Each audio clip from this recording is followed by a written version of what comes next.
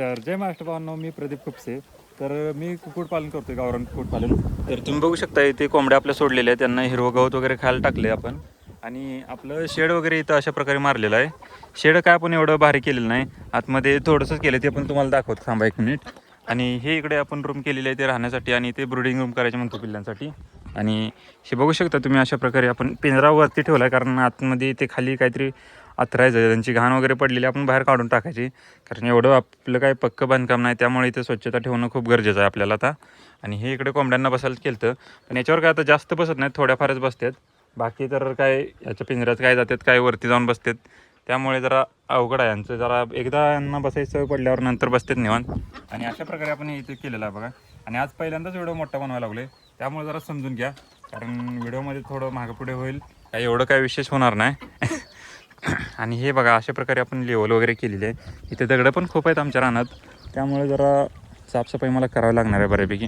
आणि पत्र्या साईडनं आपण अजून सध्या तर काही लावलेलं नाही, याला दगडं वगैरे लावूनच हे करायचं म्हणतोय, कारण इथेच झोपायला असल्यामुळे काही एवढे अडचण येत नाही. काय खडखड वगैरे वाजलं तर आपण उठून बघू शकतोय, त्यामुळे काही एवढे रिस्क नाही आपल्याला.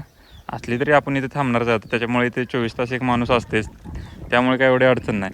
बाकी लिंबाची झाडं वगैरे आहेत ते काढून टाकायचा विचार चालू आहे. सगळं हे काढणार नाही, एक मोठं आहे ते हे ठेवायचं फक्त, बाकी सगळे छोटे मोठे काढून टाकायचे, म्हणजे एकदम मैदान झालं ना, लेवल एकदम ओके होते. आणि आता आपल्या कोंबड्या पण बऱ्याच सगळ्या रानाने फिरायला लागल्यात आजकाल, अगोदर जात नव्हत्या पण आता जायला लागले तिकडे तिकडे. तर अशा प्रकारे आपण केले बघा, सगळं जुगाड पद्धतीने केलेलं आहे आपण, काही जास्त खर्च केलेला नाही. एक दिवाळीपर्यंत याच्यावरच दाखवायचं आपल्याला, दिवाळीनंतर जरा बघायचं थोडं चांगलं काहीतरी करायचं. आणि राहिला विषय पाण्याचा, तर पाणी आपण खालनं आणतोय, पाणी खालनं म्हणजे इकडं पलीकडं पाठीमागे येण्याच्या विहीर आहे खाली, तिथनं पाणी आपण आणतोय, कारण पाईपलाईन वगैरे काही घेतलेली नाही आपण. दिवाळीपर्यंत असंच काहीतरी ॲडजस्ट करावं लागणार आहे थोडंफार, नंतर आपली स्वतःची विहीर वगैरे पाडल्यावर नंतर सगळं काय करता येतं. तर अशा प्रकारे आपण केले बघा. आणि तुम्हाला जर आपले व्हिडिओ वगैरे आवडत असतील तर व्हिडिओला लाईक करा आणि सबस्क्राईब करून घ्या आपल्याला, कारण आपण आता यूट्यूबला मोठे पण व्हिडिओ टाकणार आहे.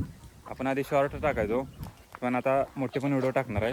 तर बघू शकता तुम्ही, अशा प्रकारे आपण हे केलेलं आहे. तर तुम्हाला माझे व्हिडिओ कसे वाटतं तेवढं कमेंट करून नक्की सांगा, आणि आपलं जुगाड पद्धतीने केलेलं कसं वाटलं तेवढं पण ते पण नक्की कमेंट करून सांगा. तर आजच्या व्हिडिओमध्ये एवढंच, भेटूया आता उद्या का नवीन व्हिडिओमध्ये.